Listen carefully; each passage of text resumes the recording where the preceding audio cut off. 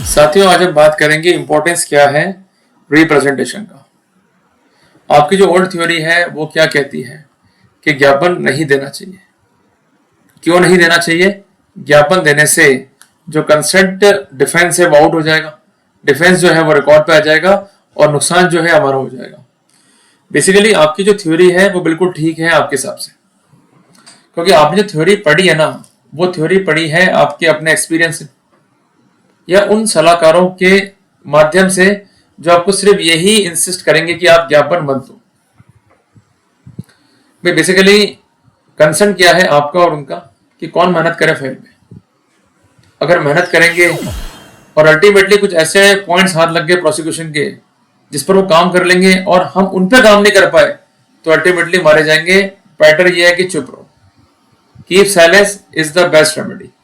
चुप रहो और मजे में रहो। देखो, अगर मैं इस थ्योरी को चैलेंज करते समय आपसे ये कहूंगा ज्ञापन दो, तो there might be disagreement in my view and your view. तो मैं कहता हूं कि भाई आपका व्यू बिल्कुल परफेक्ट है, बल्कि मुझे भी आपका व्यू फॉलो कर लेना चाहिए।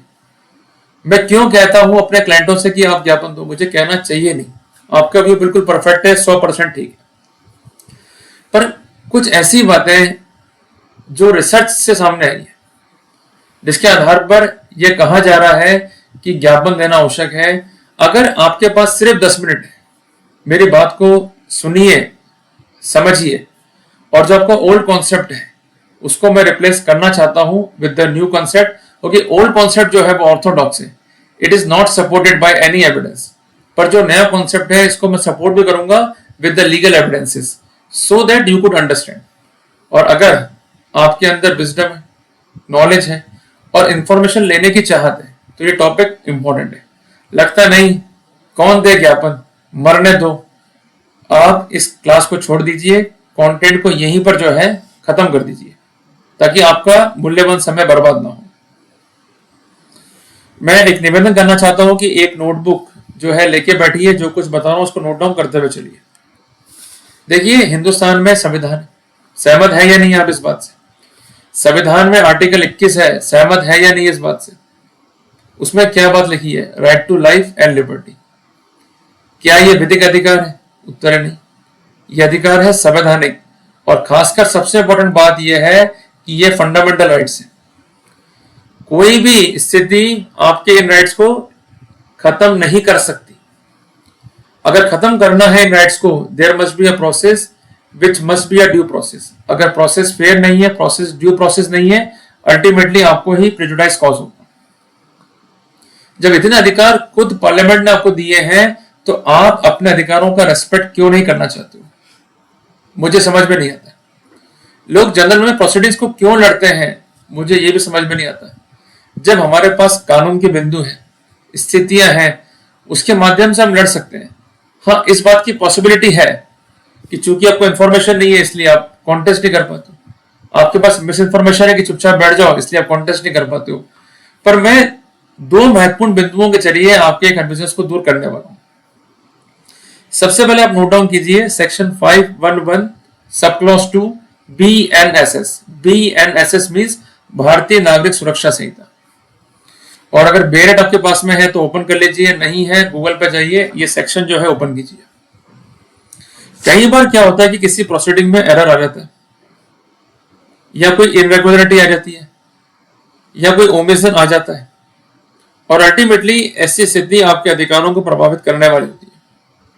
इसका सबसे बड़ा महत्वपूर्ण एग्जांपल क्या है? एरर और इनरेगुलरिटी इन प्रोसिक्यूशन सैंक्शन।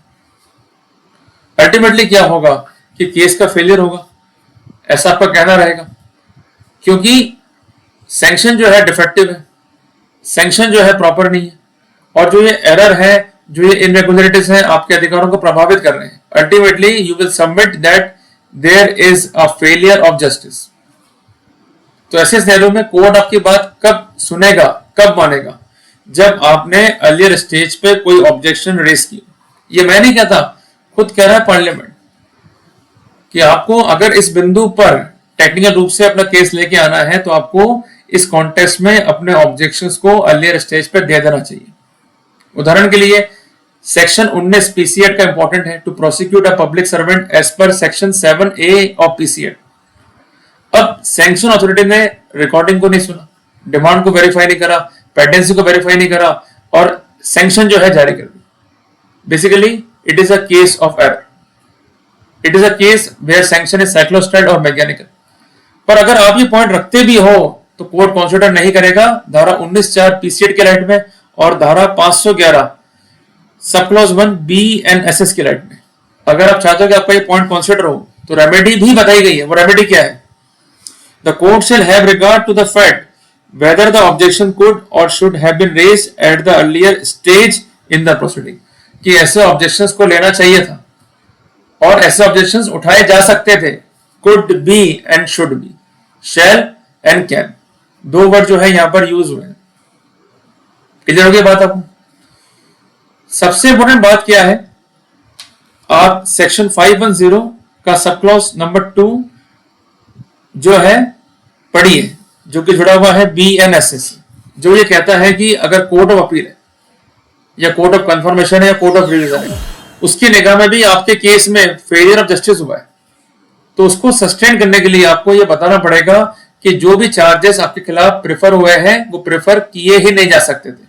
वहां पर भी ज्ञापन का एक बड़ा इंपॉर्टेंस है। उदाहरण के लिए आप जो है एक प्राइवेट पर्सन है और आप पर चार्ज लग गए पीसी एक्ट के, जबकि सेक्शन 7A क्या कहता है पीसी एक्ट का कि if you are not a public servant you can not be prosecuted. आपने ज्ञापन दे दिया, इसके बावजूद भी आप पर केस चला और आपको सजा हो गई।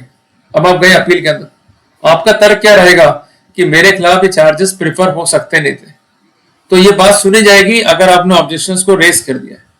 और यही कहता है प्रोविजन भी, जो कि जुड़ा हुआ है सेक्शन 510 सब क्लॉज 2 BNSS से। क्या कहता है ये? Provided that if the court is of opinion that the facts of the case are such that no valid charge could be preferred against the accused in respect of facts proved it shall quash the conviction, कि जो charges preferred हैं उसके context में ये स्थिति निकल के आ रही है कि उन चार्जेस को प्रेफर किया जा सकता ही नहीं था in respect of facts on record even though they are proved, तो वहां पर कन्विक्शन भी सेट असाइड होगा और प्रोसीडिंग भी क्वेश होगी।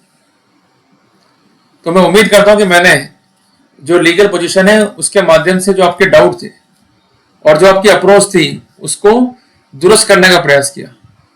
इसलिए बार बार मैं कह रहा हूं ज्ञापन आप तो सिंपल सा प्रोसेस है, there must be law point और फैक्चुअल पॉइंट्स जहां पर हैं वहां पर आपका प्रॉपर डिफेंस रिकॉर्ड पे आ सके, उस संबंध में प्रतिकार स्वरूप इंपॉर्टेंट सिनेरियोस होने चाहिए and it must be supported by consistent and cooperative evidences, तभी अपने को राहत मिलेगी।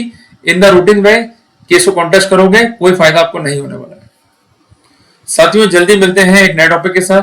टिल देन जय हिंद जय भारत।